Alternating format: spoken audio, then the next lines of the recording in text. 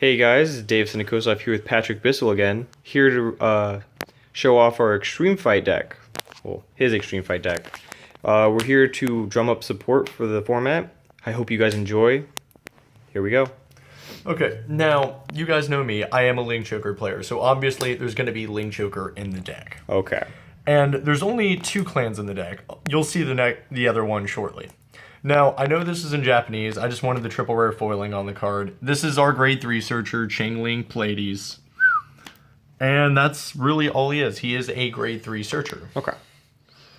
We'll start with the grade 3s, just so you can kind of see where the deck's built around, because as you know me, who else could the deck be built around? Oh my god, it's Freezeray again. Yes.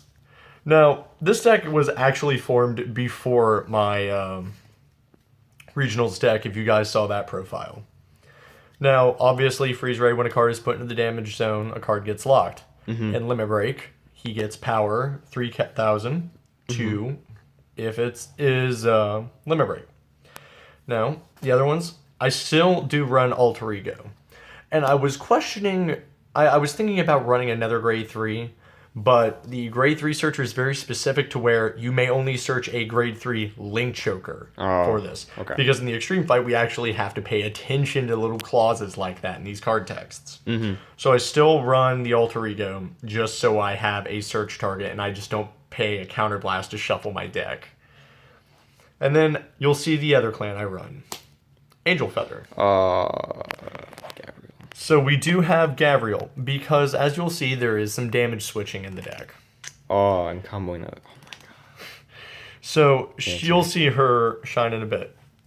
Okay, we do run Starvader Colony Maker.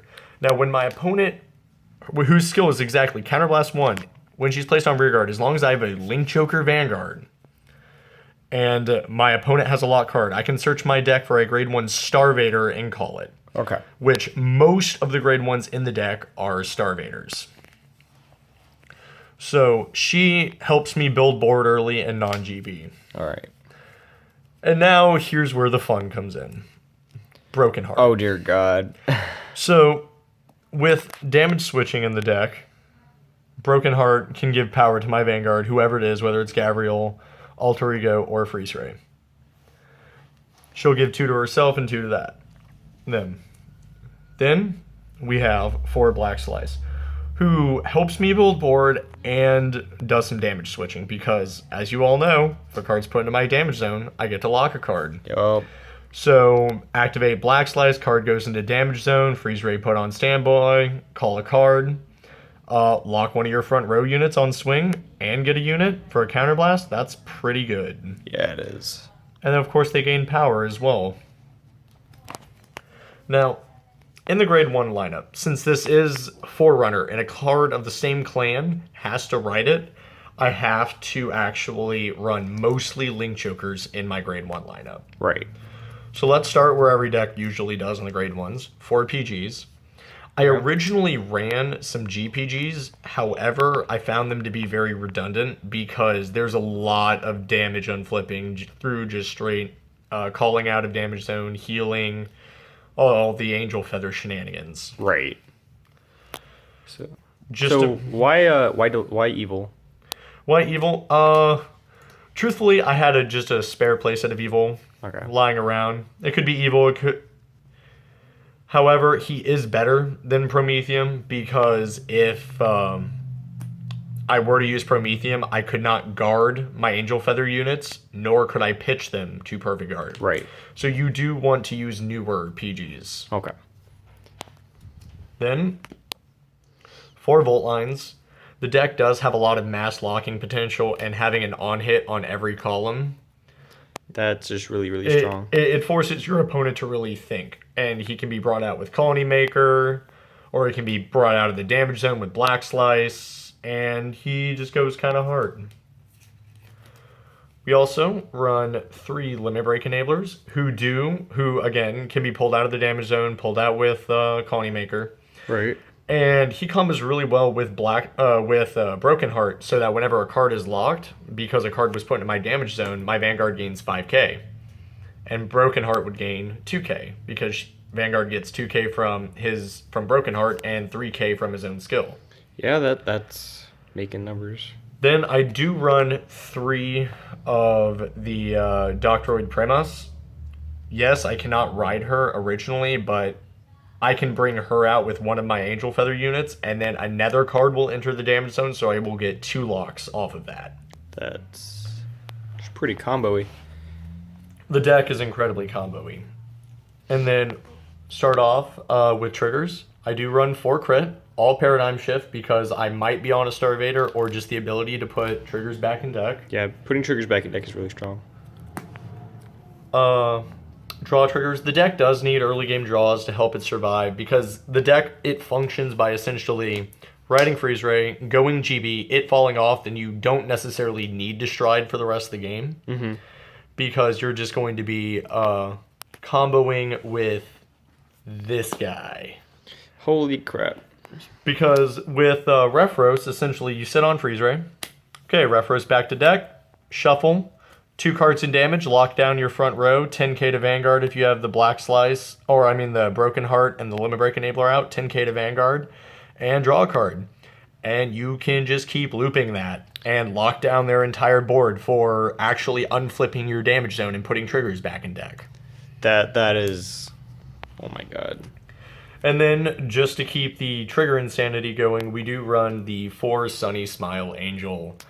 Putting triggers back. Heal triggers that go back to deck when you sit on Freezeray is a lot of fun. Oh my god.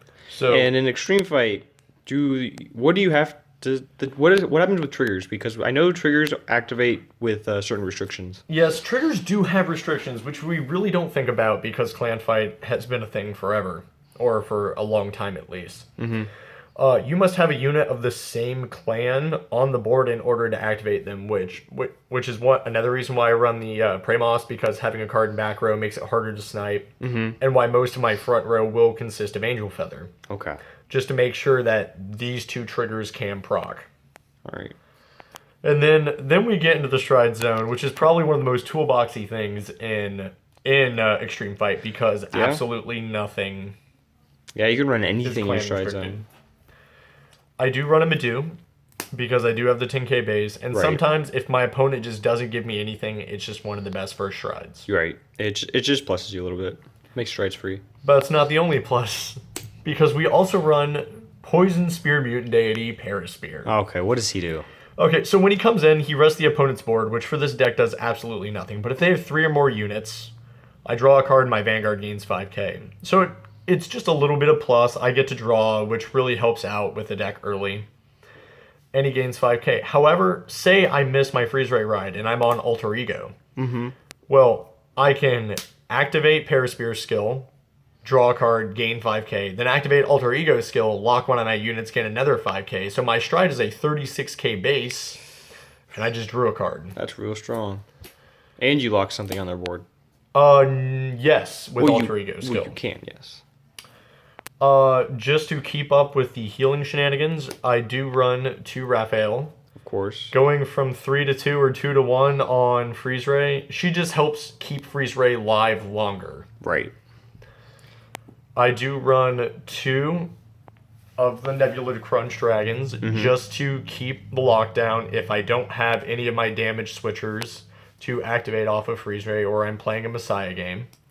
And then a lot of people's thought process when fighting Link Choker, I'm fighting Link Choker, I need to hold hand, I need to not make a board early, and then just wait till they're at high damage to do it. No. Oh my god. No. I will force you to have a board. Yeah, that kind of forces people to have boards. Because if you don't have a board, I'm just going to Diablo cheese you and make you take 2, just for reasons. And not only that, but Diablo is also good in the deck because if it has been an Alter Ego game, I've been Omega locking your units off of this. They don't have the units because they're locked. Or I've been crunching you so you don't have your units even if you do called. So I can get you down to only 1 unit on board just through locks pretty easily. So Diablo can just be a very unconditional game ender. Yeah, it's real cheesy, boys. It's insanely hilarious though. So that is the Freezeray Extreme Fight deck. All right. Thank you, Patrick, for showing us this monstrosity. I hope to never ever fight it, because locking for negative resources is really, really strong. All right. Thank you guys for watching. This has been Extreme Fight Hell. Thank you for watching. Like and subscribe. Comment below. Thank you guys for watching. See ya.